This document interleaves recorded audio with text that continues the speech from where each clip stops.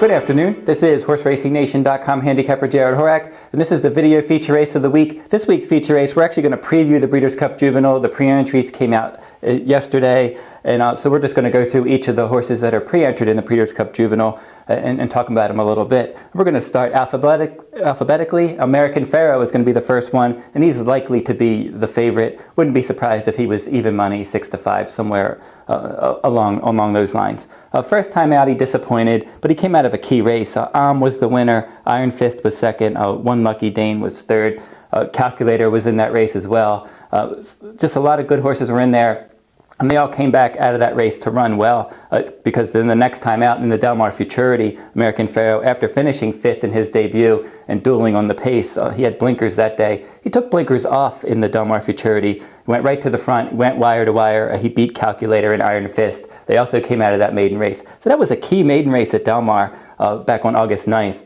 And then last time, he prepped for the Breeders' Cup Juvenile at the course and distance of the Juvenile at 1 1/16 at Santa Anita, the Grade 1 front runner. Once again, just like the Del Mar Futurity, he went right to the front, went wire to wire. He got a 1:01 Beyer speed figure, same speed figure. That was just an identical race, basically. The Del Mar Futurity front runner, he got a 1:01 Beyer, and both times he went right out and he controlled the pace. Now, the question I guess he has to answer really is, if he's challenged early, how is he going to handle it? Because he's been able to get out there, control the pace, and go wire to wire. Now, if he gets out there again, most likely he's going to do just what he did in the front runner for trainer Bob Battert, and Victor Espinosa is his rider. A Calculator is the next one. This one's still a maiden, but he's a talented maiden, obviously. He's 0 for 4. The first time out, he hooked Lord Nelson. He finished 3rd. Lord Nelson's a Bob Baffert trainee that came back, and he was 4th in the front runner, and then he won a sprint stakes race after that. So he's faced some good horses, and then he was in that key maiden race that we mentioned, and then he was 2nd in the Del Mar Futurity and 2nd in the front runner for trainer Peter Miller. So this one's definitely improving. If you look at his Beyer speed figures, they're on the way up. Each race he's gotten better, but he's still a maiden, but I wouldn't be surprised if at least he hit the board in the Juvenile. Carpe Diem for trainer Todd Pletcher, he's a good one. He's on my Derby top 11 contenders list along with American Pharoah. They're both in the top 5. This one, first time out at Saratoga, 5.5 furlongs, broke his maiden, runner-up, came back to win, and then he won the Breeders' Futurity nicely at Keeneland. He tracked the pace, pulled away, earned a nice speed figure, 91 Beyer. That was a good effort that day. Winstar, they think this is their best 2-year-old they've ever had. A lot of upside here. I think he should run well at Santa Anita based on his running style. I think he's going to sit close to the pace, probably tracking the pace. And if someone's going to beat American Pharoah, he's certainly one of the top contenders to do that. Danny Boy for trainer Dale Romans.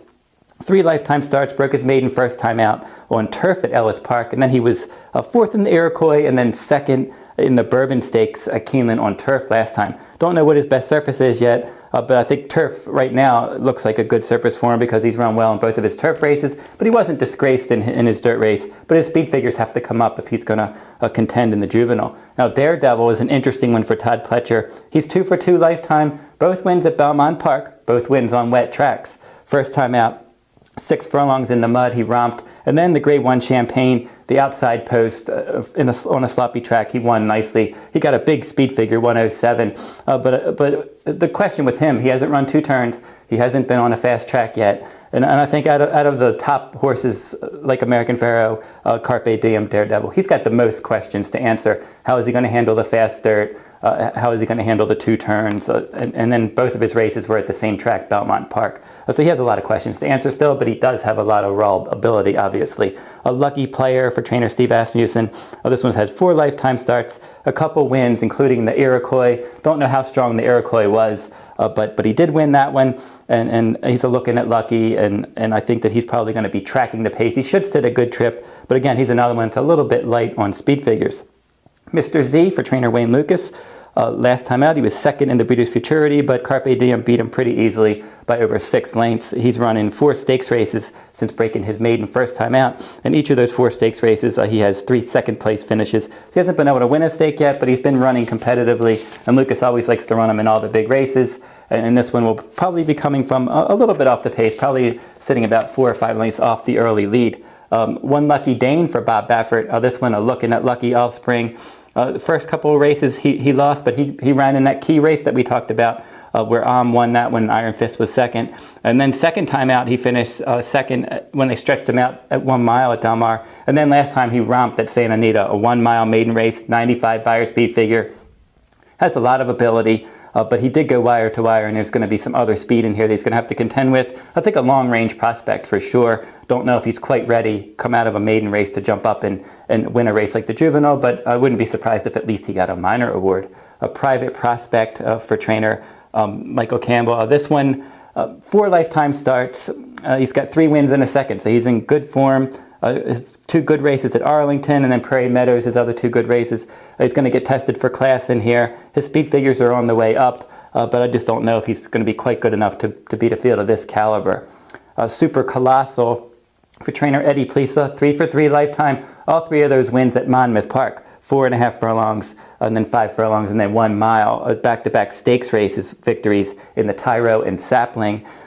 Coming off that layoff is going to hurt him. He likes to be up on the lead, which should help his cause at Santa Anita.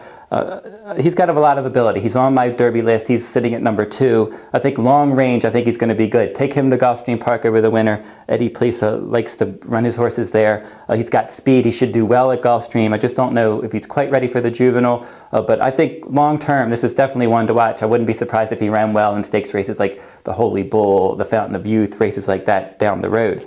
Texas Red for trainer Keith DeSarmo. This one, as they stretched him out, he started to get better. A couple sprint races, he ran second in his debut, and then 4th, and then they stretched him out. He broke his maiden, and then he was 3rd in the front runner.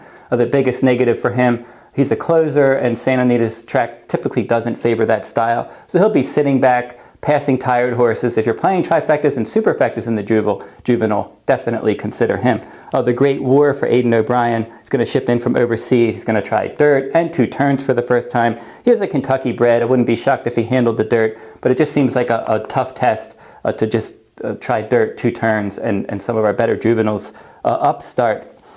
This one's for Rick Violet. 3 lifetime starts. He's a New York bred. Good form, 2 wins and a second. He was second in the Champagne last time out. Obviously a quality New York bred. Don't know where he classes up quite in this race. He'll be sitting mid-pack, trying to pounce. Again, he's another one that seems to be improving, and a minor award isn't impossible. War Envoy, Aiden O'Brien again, another overseas horse, stretching out, trying dirt, another Kentucky bred. Again, it's just like his other horse. Could handle dirt, but I just think it's a tough test. A tough customer for Wayne Catalano. Broke his maiden first time out easily at Churchill Downs. Then in the Breeders' Futurity, he was 4th by 13. He was fractious. He was 4 wide. Lightly raced, Giants Causeway. On the dam side, you have Arch. An outstanding pedigree. Should get better with distance and experience. This race just seems to be a tough test at this point, but I think down the road he's one to watch for. Combat Diver, trainer Gary Contessa. He didn't do anything in his debut on turf, and then he broke his maiden when they switched him to dirt at Belmont Park. It's going to be a tough test jumping in and facing this quality competition. Lion of David's Desire, Flatterer is a Maryland bred. Tough spot for him. Blue Dancer will be the final one in this field. He's 4 for 4 actually. He's won all 4 lifetime starts. He was actually second in his second start, placed first. His speed figures are very light. I don't see how he can compete with this group. Now, American Pharoah is certainly the one to beat. I think Carpe Diem is one that you can use for sure if you're trying to beat him. For exotics, horses like Calculator, One Lucky Dane, Texas Red, especially for 3rd and 4th. I think those horses are horses that you can look that could sneak into the mix in that Breeders' Cup Juvenile. If you can follow Horse Racing Nation and Derby Wars on Twitter, you can like us on Facebook. If you go over to derbywars.com, we have a $100,000 2-day game for the Breeders' Cup, October 31st, November 1st. So in that $100,000 game, as I said, it's a 2-day contest. You can qualify now. Go over to derbywars.com for more details if you want to play in that $100,000 game or some of our other games that we're going to be having on Breeders' Cup Day. If you want more Breeders' Cup news, updated information, go over to horseracingNation.com for all your Breeders' Cup information. And also, if you're interested in purchasing some analysis, Mike Shuddy's Super Screener product for the Breeders' Cup will be available you can go over to horseracing.com for more details on that, or you can go over to superscreener.com. That'll wrap up this week's video. After the Breeders' Cup, we're going to be back. Actually, Del Mar is going to be running in November, so I'm sure we're going to be doing some videos from Del Mar. Aqueduct's going to have some big races, Thanksgiving weekends. We're going to have a lot of good stakes races across the country to cover in November. So the racing isn't over after the Breeders' Cup. We will be back after that. That'll wrap up this week's video. Good luck at the races.